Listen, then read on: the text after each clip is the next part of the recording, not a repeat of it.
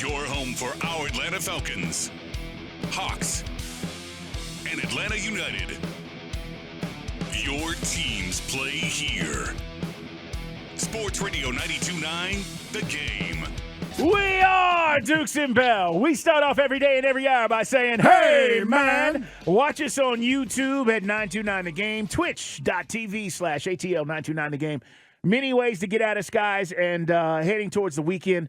It's going to be a fun football weekend, but no NFL. That doesn't start until next Thursday, and then we'll have to wait until Sunday the 10th before the Falcons take on Carolina. Mike, we know the roster's set, but I want you to hear Chris Lindstrom talk about things changing. And when guys internally start saying there's a different feel and there's a different belief, if it comes from us, maybe you don't believe it. Maybe sometimes you go, well, what do you guys know? I don't know. We're around the team all the time. We know everybody. I don't know what we know. Maybe you need more. Okay, so let's hear Chris Lindstrom talk about the belief in the room.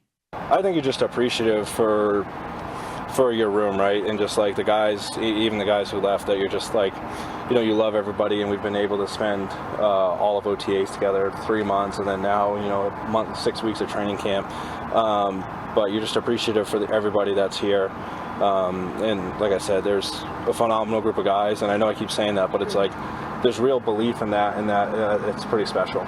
There's real belief, and it's pretty special. How good can this offensive line be? I don't know.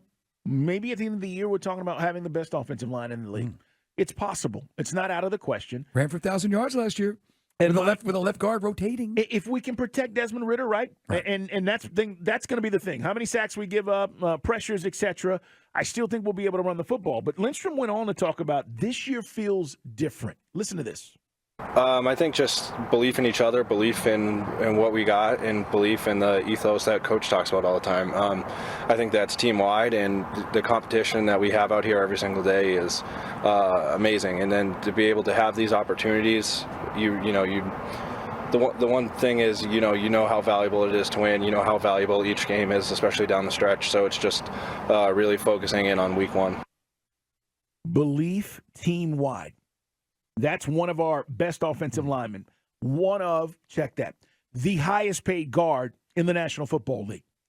And he believes that there's things that feel different. There's a belief in the room, and team-wide, it feels different. I don't know, Mike.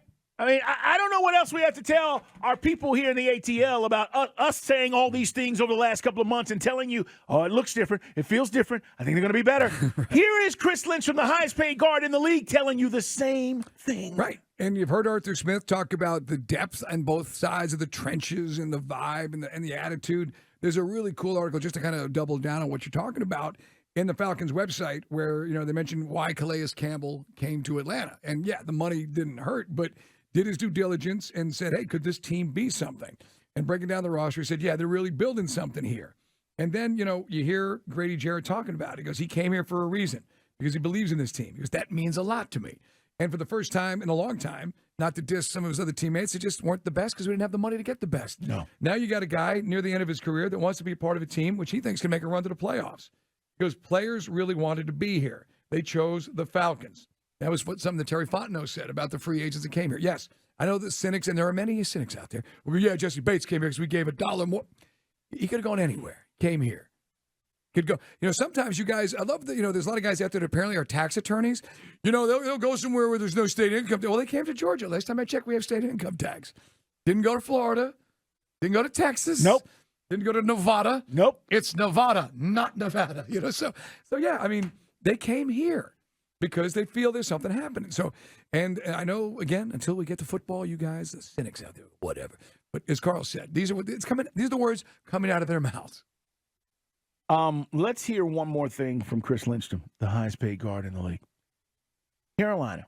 When did they start focusing on Carolina, Mike? What is the work that has already been put in for week one?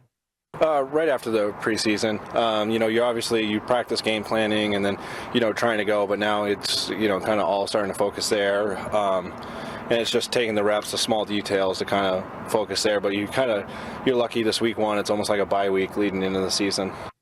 Yeah.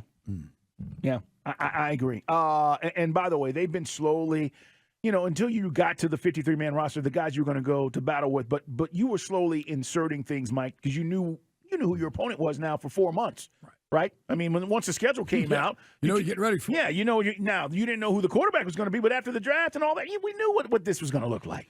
More from our man Grady Jarrett. He was talking about when you're at the stage that Calais Campbell is in his career to come to a place like Atlanta from the outside looking in. People don't believe in us. Well, that's easy. We know that. But we believe in ourselves. And to have somebody come from the outside and believe in us, that feels good. He believes in the team. That means a lot. So I just think that, it's sometimes, you hear about, corps d'esprit, esprit de corps. It's backwards, esprit de corps. But there's a good vibe. And you're feeling like you got your buddies back. Dan Quinn, we can all snicker now because obviously it imploded. But for 2 years, the brotherhood didn't seem to work. The results, we don't have to remind you what happened in Super Bowl 51. But it always felt a little hollow with Dan. Remember the old patch? Going to patch you into the brotherhood, Come on, stop. It's in this road. If you can find the Sons of Anarchy theme, Day. Remember Dan, I know it's too easy. Dan was at the Senior Bowl and he was wearing like the Brotherhood patch. It literally looked like a Sons of Anarchy. It did. It was like a leather jacket with a patch on the back. What are you doing? He was promoting the Brotherhood. He was promoting the Brotherhood. So, but you want to be a part of this. What was the acronym? Sons of and SOA. I'm trying to think what the for them for what there was. So Sam Crow. Oh, that's right. SO, Sam Crow Motorcycle. That's right. There you that's go. Right. That's right. But there we go. Sorry, I'm going off on a Dan Quinn bid. This is more real, and it's based on more about ability. Wait a minute. Why did you get so serious? Right this there? is real. You're like Brotherhood patch. This is more real. Because that was BS. Because it was crap, and we all respect our military. We can't do it without them. And I love the fact that the Navy SEALs can be there. Embrace the suck? Yeah, didn't but work? You mean that didn't work? You can carry as many damn logs over your head and but just win the damn games, man. Yeah. Don't hire a dude who's never coached Shanahan's offense to run it. No, look, the Jets hired a magician to do tricks That for was Hard Knocks. You know what? Did that blow your mind? Well, listen, there are guys out there that do stuff like this, man. I think you're trying to relax guys. Keep them loose? Yeah, right. Keep them loose. I don't know if that happened with them as we, revisionist history here. I don't know if that happened with Dan Quinn, but the point is, yes, getting back to the coaching staff now, what'd you say? It's real? It's real to me. Real to me. Right, okay. Right. I get it, man. I do. I do think that way too. I feel that way. I felt that way though since Art got here. Right. The first thing that impressed me, and again, we've not won this division. We've won 7 games 2 years in a row. Art has to prove it, and he knows that. The first thing that he did though that impressed me was he says, "I'm coming in with no expectations about anything." And meaning he didn't come in and be like, you hired the best guy, and I know I'm the best guy, and I'm going to do this, that, and the other. He came in and was like, I don't have any expectations about the guys that I'm going to coach or who's going to be here. I got to come in and see. And that's what he did. So, yeah, I felt that way too, Mike. I think, and it's not to say that DQ is a phony because he's not. But he just kept things close to the vest. Everyone's got their own style. Yeah. Everybody, the coach down in Miami's got his, hey, bro. Everyone's got their different way of doing things. Mike McDaniel. Yeah, right. Yeah, bro. Yeah, we're going to run a reverse in preseason, bro. Get the offense cooking. But, yeah, Salah's got his own style. Yeah. And as you pointed out, you're trying to keep guys loose, with practice. And in our case, there's a great combination of mix of veterans. And I think the second year players have always, to me, been the key in this deal. Yeah. That's Arnold Ebiketie. That's Troy Anderson's going to do. That's a huge position for this team. What these guys are going to take that next step. Coming up, by the way, we're going to have apparently some sound from Terry Fontenot, who spoke, our general manager. And we're not going to hear from him that much once the season gets underway.